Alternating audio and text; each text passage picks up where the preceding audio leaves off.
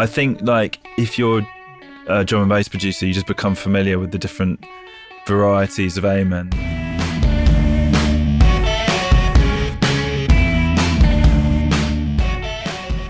This episode is sponsored by Aux, the desktop app that helps you collaborate on music projects with anyone, anywhere in the world. Stick around to the end to get a special offer of 50 gigs of storage for just $1. I think another thing that worked well, I found for this, and I think maybe the first demo didn't have, was also using the sort of type of technique the type of way that you would chop it up. So a lot of the time when I'm chopping up a piece of audio now, I do it within Ableton. So I'd load the whole piece in and use the warping. For this, with the Amen, which is here. So, and where are you? Are you going back and getting out the original record that the Amen break is taken from, or are you going back to a little stock you have? No, yeah, already? that's a good point to make. So yeah, sometimes I will take an original break and process it, but often I will be using a sort of second generation break that's I've either found online or sample from another record. I can't remember where this particular one comes from. I feel like it was from like some amens that I found on a forum. You know, somebody was uploading a bunch of breaks that their favorite amen breaks. You know, and it's mad. It's one of those breakbeats that's got hundreds of different versions of, and it kind of lends itself to quite different sort of sounds depending on how you pitch it. And you know, some people distort it, some people compress it a lot, so it kind of can change. I'm completely fascinated by it because it's one of the things when I was getting into drum and bass, the Amen break is it's so distorted and unusual sounding. It's almost like a guitar in terms of like the excitement that you get from it. I think like if you're a drum and bass producer, you just become familiar with the different varieties of Amen. There's the Compton Amen, which I think is from Straight Out of Compton, the rap song, and then there's like various different ones with different pseudonyms, and you kind of, a lot of the time, I mean, people do process their own ones as well, and I've done that in the past, but quite a lot of the time it's just about kind of having a repertoire of them that you might draw on and pick the right one for the job sort of thing. And what's this one? I mean, this sounds pretty fast. I mean, this is labelled RS Amen, but I'm not sure who made the original. It's at 174, which is the speed I normally work at, but it's a little faster than the kind of original jungle songs that you might have heard it in, 20 years ago, or over 20 years ago now. Today's show is brought to you by our friends at Aux. Our podcast looks in depth at the creative process, but one part of the process that we don't talk about is how painful it can be to manage these creative projects. Currently, it involves numerous apps, websites, and tools for file storage, sending large projects or providing detailed feedback.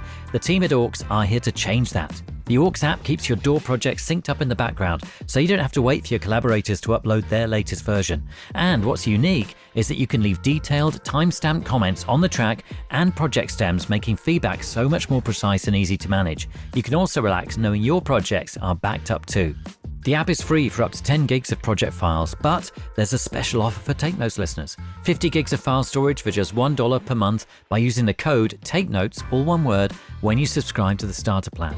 Visit aux.app/tape notes to get the full details. And now, on with the show. The way I've used it is I've used it in a slightly old school way. So I've basically chopped it up within a sampler, and I changed the transpose of it as the pattern goes on to give it variation. So it slightly pitches up and down as the pattern goes on.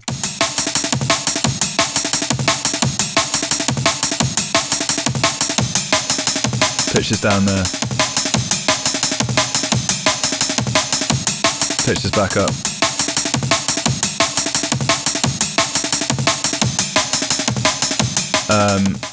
Which is a technique for keeping it more interesting as it continues, and it's kind of like quite an old school technique. But I think doing it in a sampler really helps, because especially when you're using an Amen in a Ableton, for example, it will because the way you're manipulating it, it will fill all the gaps.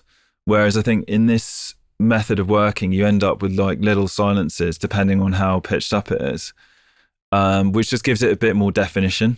But it seems to feel different manipulating it that way. And obviously you can edit it differently and do, you sort of tend to gravitate towards different types of edits if you're doing it within a sampler. But it is an old fashioned way of working with a breakbeat. Yeah. And how much of that will you work out? You know, like in terms of duration and how long you want that to go on for, and then because you're adding on top of that as well, obviously. Yeah. So this is the whole drum together. I'm letting the Amen do most of be the sort of most characterful thing you're hearing.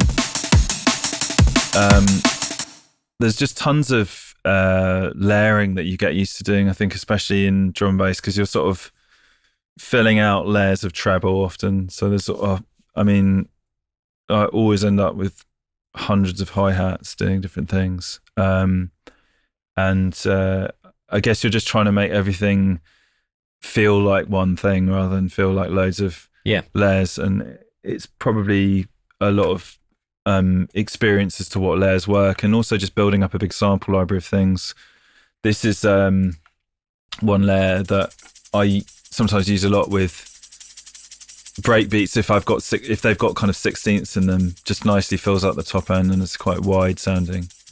So they're kind of like, I'd sort of make different loops of audio that I can reuse in different songs and stuff. And I kind of know which ones might work with which sometimes, but a lot of it's real like trial and error and just sort of matching loads of things up and seeing what works. I've got like a little shout from another break there called an assembly line break. I think you kind of get used to, it's especially with jungle, but I mean with drum and bass there's still this legacy of working with these breakbeats, which are tiny drum solos from funk records in the 70s, and it's mad the sort of intimate knowledge you get of these breaks, like how everyone's basically manipulated these tiny bits of audio like hundreds and thousands of times, and there's loads of different ways of interpreting this like quite small batch of source material. It's kind of an interesting thing about D&B.